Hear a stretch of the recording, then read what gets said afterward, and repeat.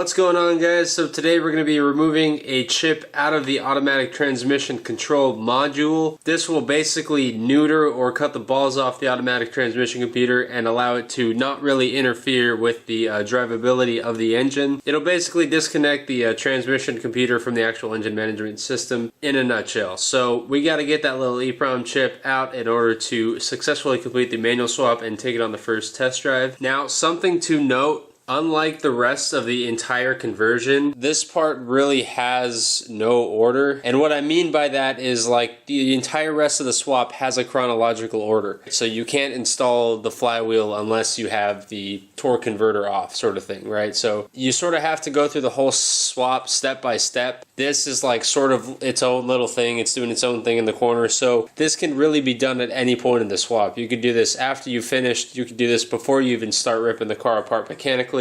I haven't put my transmission on yet, but my clutch is on, so I'm like just about halfway through the mechanical aspect of the swap. Really, the only criteria to this is I would absolutely disconnect the battery before you start working on this. I don't even want to know what would happen. I'm sure you would really mess something up if you had power running to this ECU when you started ripping it apart. So just as a precaution, we're going to disconnect the battery beforehand. Mine's already disconnected now. If you're going to do this first, you will need a 13mm socket to get your negative ground terminal off. So aside from that, let's get started. Tools we will be using: a flathead screwdriver. So there are a couple little plastic clips that we need to get off, as well as the main computer housing has little metal tabs that we're going to need to pry up. Needle nose pliers, along with using the screwdriver to pop up those little metal tabs. I also used a pair of needle nose pliers to sort of help assist getting those guys up and straight. I'll explain that later in the video. A Phillips screwdriver, a 1/4" driver, and a 10mm socket, and a flashlight. Now, a flashlight's going to be really useful. It is kind of dark in there, and so having a flashlight's going to help you out. So to start, we have a handful of these little plastic clips. So I'm going to take a flathead screwdriver and sort of pry behind it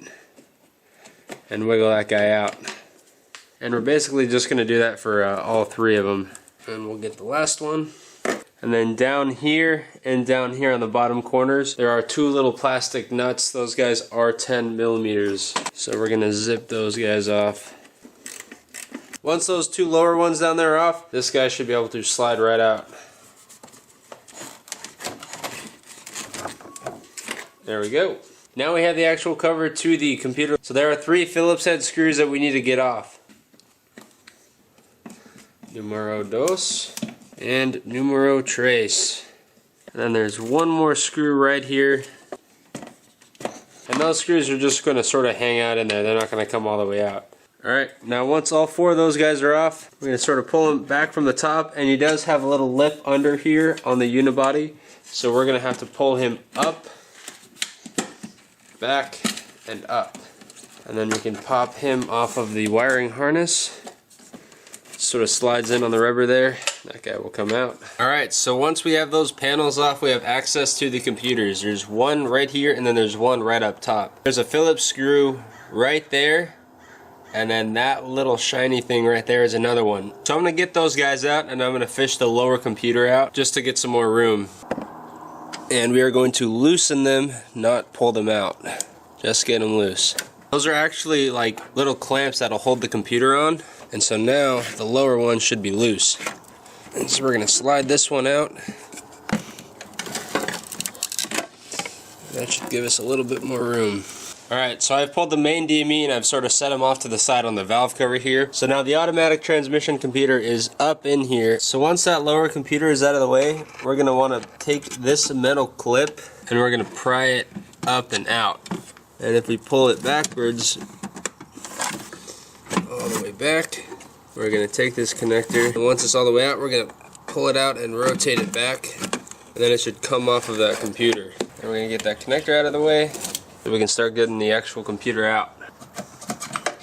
This is what we're after. This is the smaller of the 2 computers. It is the one up top, so it's the one up here. It's a little bit of a trick to get this guy out, I won't lie. When you get the electrical connection off of him here, you're kind of going to want to pull him forward, down, and then out. So it does require like a little bit of maneuvering, a little bit of juggling to get him out, but he'll basically pivot down and then come out, you know. So it's a little bit of a trick to get him out. It took me a couple minutes. I did bust my freaking thumb trying to get him out. Another thing for the electrical connection here, I just wanted to show you guys real quick how that whole thing actually comes out and how it goes back in. So this little plastic end is going to go in the bigger plastic end here, and then that connection is just going to roll in, and then that is going to go on like that. So basically whenever we're getting it off, we're going to want to take this guy, get that end up, he's going to sort of roll up, and then you need to pull him back and out.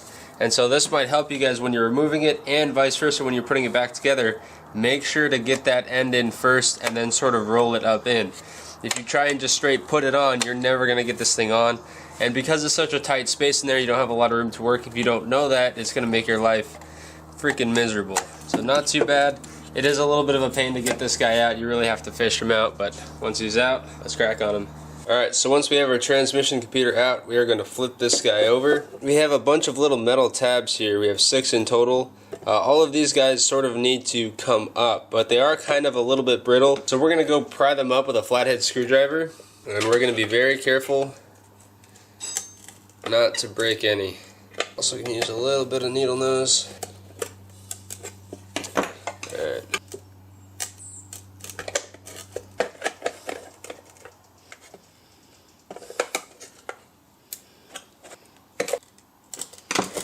So I'm going to pry around the connection up a little bit. This whole upper section should just sort of slide off. And so now we have all of our mad circuitry. And so this is the guy that we are going to be taking out. This is the automatic transmission E-Prom chip. So it's got this little plastic cover on it. Work him up. And so that is the actual guy that we are going to be taking out. So I'm going to be very careful. I'm going to stick a little flathead under him and sort of wiggle him up.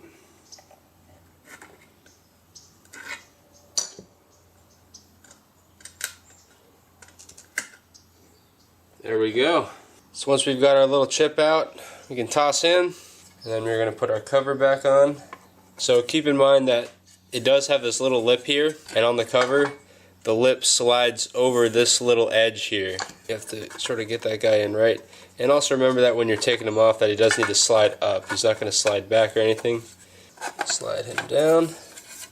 Get all of our pins back through. There we go.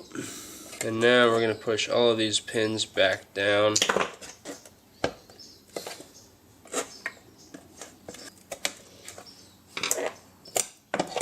So there it is. Now our computer is basically back up. So that's basically it. That's what we needed to do. Now the computer is done. So now basically we're just going to throw this guy back in and button it all up. Because putting the connector off first and then getting the computer out was such a pain, I'm going to try putting the connector on. There we go. And now I'm going to try and feed this guy up in. So the rails go up. So this basically kind of goes upside down on our little sliding rails. Flip up into place. Alright, so from here I'm going to put the main DME back in. Now those 2 little screws that we undid that hold this guy into place, they have little brass rails underneath. So you need to get this section on top of the black housing and under the brass rail to hold this guy into place. And then once that's in there, we're going to tighten those screws down, and this guy will stay in his home.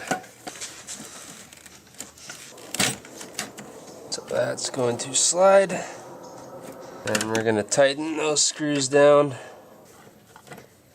and then from there our computer should be locked in place. Alright, so that's good. Now from here we're basically just going to reinstall this black cover. This guy's going to go over, and keep in mind that this little plastic cutout in here, if you guys can see that raised edge in there, that's going to go in this little section on the rubber piece on the harness, and so it'll sort of match in. That's going to slide in to hold that guy in place, and then the whole thing's going to go over. Let's get that. He does sit in that raised little edge on the bottom, so make sure to get him on there properly. There we go. And then up, And then we're going to get a couple of these screws in, and that should bring him in the rest of the way. And let's not forget the screw down in the corner. And then this foam piece is going to go on. There we go. Don't forget about his 2 plastic screws on the bottom corners. And we're going to get those guys nice and tight. And then last but not least, we have these 3 little plastic clips. Those guys get to sit on there.